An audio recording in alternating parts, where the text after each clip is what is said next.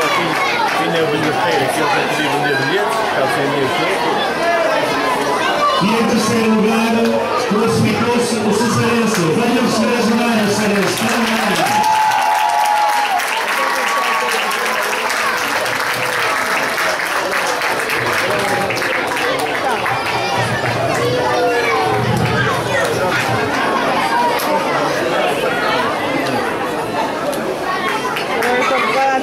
Parabéns ao Cesarense, terceiro classificado.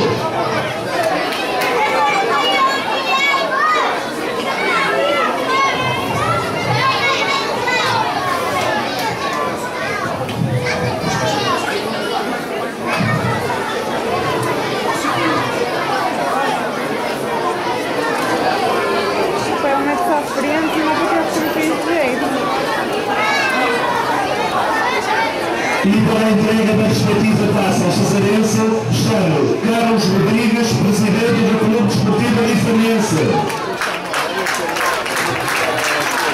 Parabéns, Cesarense. Muito obrigado por terem participado.